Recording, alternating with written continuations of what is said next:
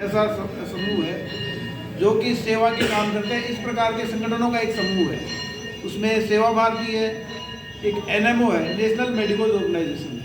तो उस एनएमओ में मेडिकल स्टूडेंट्स, मेडिकल के डॉक्टर्स हैं, मेडिकल के कॉलेज के जो टीचर्स होते हैं वो उसमें जुड़े हुए रहते हैं। एनएमओ और आरोग्य भारती मुख्य रूप से ये जो तीन संगठन है, इन तीन संगठनों ने ये तय किया है कि जयपुर महानगर के अंदर और एक अभियान चलाया जाएगा, और वो अभियान ये होगा सुपोषण विषय पर। सुपोषण में खास तौर से दो प्रकार का अपन सब जानते हैं, अधिकांश चिकित्सक हैं, तो सुपोषण दो प्रकार का होता है, नहीं कुपोषण दो प्रकार का होता है। एक तो किसी को माल न्यूट्रिशन मतलब खाने को कम मिलता है तो वो कुपोषित है, एक किसी को अति संतर्पण होता है, किसी को एक्स्ट्रा खाने को मिल रहा है, तो वो भी अपने आप में कुपोषण है।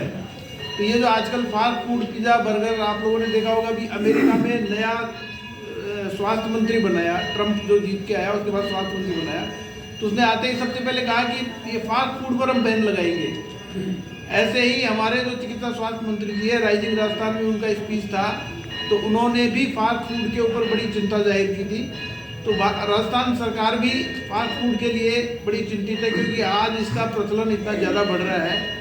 और तीसरा, अभी एक कुछ 5-6 साल दिन पहले ही अखबार में एक न्यूज़ आई थी, तो उसमें शिक्षण संस्थान, स्कूल जितने हैं राजस्थान में, उन स्कूलों में उन्होंने बताया, एक सज्जन है, कौन सा संगठन है उसका वो अभी पकड़ में नहीं आ पाए, पर उनका जो मोटो है वो भी वही है। वो ये कहते हैं कि हम स्कूलों के अंदर विद्यार्थियों में, चाहे वो स्कूल के विद्यार्थी हो चाहे कॉलेज के विद्यार्थी हो, उनमें फास्ट फूड नहीं खाएं, इस प्रकार की एक अवेयरनेस। क्योंकि फास्ट फूड जो होता है उसमें पिज़्ज़ा, बर्गर वगैरह होता है, जिसमें मैदा होती है, एक तो उसमें मैदा में भी कार्बोहाइड्रेट ज़्यादा होता है, उसमें ट्रांस फैट होती है, मतलब जो नकली वाला जो चिकनाई होती है, एनिमल फैट जो जानवरों की चर्बी से बनता है और उसको क्रीम की शेप दे दी जाती है, उसमें बहुत मात्रा में भर दिया जाता है। दूसरा होता है सोडियम ग्लूकोमेट, तीसरी चीज़ होती है जो कि टेस्ट एनहांसर का काम करती है, नमक, वो बीपी को बहुत ज़्यादा बढ़ाता है, और वो जो ट्रांस फैट है वो कोलेस्ट्रॉल को बढ़ाता है। और चौथी चीज़ होती है शुगर। तो ये चार चीज़ें होती है। फिर एक होता है एजिनोमोटो जो टेस्ट एनहांसर होता है। ऐसी चीज़ें होती है जिसमें न्यूट्रिशनल वैल्यू 0 है उसकी, और वो सब चीज़ें हाइपरटेंशन को बढ़ाने वाली है, और साथ में मोटापे को बढ़ाने वाली है, साथ में ये जो इस्टेमिक हार्ट डिजीज है उनको बढ़ाने वाली है, और डायबिटीज़ को बढ़ाने वाली है। और आज हम देखते हैं कि हमारे घरों में, हम अपने घर में भी देख लें तो हमारे बच्चे छोटे छोटे हैं मगर उनकी वो मोटे होते जा रहे हैं। आप उनको पॉकेट मनी के लिए दे देते हो, 50 रुपये 100 रुपये दे देते हो, वहाँ जाके पिज़्ज़ा खा रहा है, बर्गर खा रहा है। कई बार तो हम खुद भी उनके साथ जाते हैं और मार्केट में उनको ये चीज़ें खिलाते हैं उनकी जिद के आधार पे, और उसकी कॉस्ट भी इतनी ज़्यादा आती है कि 300 रुपये का एक पिज़्ज़ा, कहीं कहीं तो 2400 रुपये तक का एक पिज़्ज़ा आता है, जिसमें आपके घर का महीने भर आपको सबको न्यूट्रिशन मिल सकता है। तो इसके लिए पूरा एक अभियान चलाना है। तो उसके लिए एनएमओ के अपने डॉक्टर राजकुमार जी हर्षवाल हैं, वो एनएमओ के जयपुर प्रांत के सचिव हैं। तो मेडिकल कॉलेज के ऐसे बहुत से स्टूडेंट्स और पीजी स्टूडेंट्स हैं, वो उसके साथ जुड़ेंगे और वो स्वास्थ्य प्रबोधन के लिए और अलग अलग विद्यालयों में जाएंगे।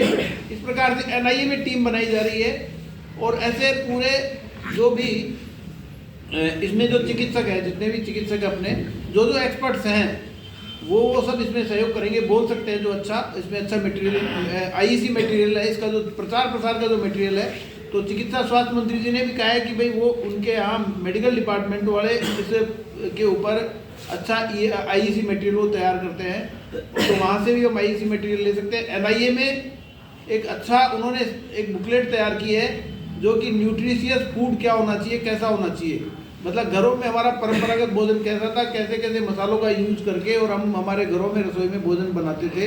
तो इस प्रकार का एक अच्छा बहुत ही लिटरेचर उन्होंने तैयार किया हुआ, एक बुकलेट उन्होंने बनाई हुई है, तो वो भी हमको प्रोवाइड करवाएंगे।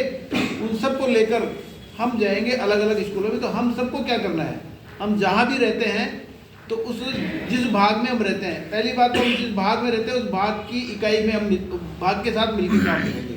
तो एक हमको भाग में सुपोषण प्रमुख, आयाम प्रमुख हमको तय करना है।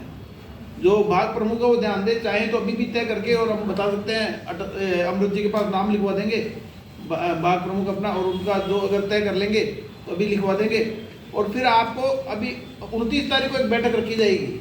उस बैठक में आप लोगों को नहीं आना है, कोर टीम है अभी फिलहाल, वो कोर टीम ये तय करेगी कि आगे किस तरीके से इस कार्यक्रम को आगे बढ़ाना है।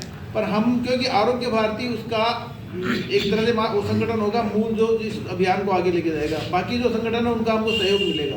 तो हमको क्या तैयारी करनी है कि हम जिस भी जगह रहते हैं उसके आसपास कौन कौन से शिक्षण संस्थान है उनकी सूची बना लें, और जिन शिक्षण संस्थानों में हमारा पहले से ही संपर्क है, जिनमें हम एक या दो किसी व्यक्ति को जानते हैं, उनको थोड़ा सा उनका नाम नंबर नोट कर ले, एक सूची बना लें, और अपने भाग प्रमुख के साथ और जो सुपोषण आयाम के प्रमुख हैं उनके साथ चर्चा करके सब मिलके उस भाग में रहने वाले और एक बैठक रखें, उसको कंपाइल कर ले, सारी एक सूची को एक जारी कर ले।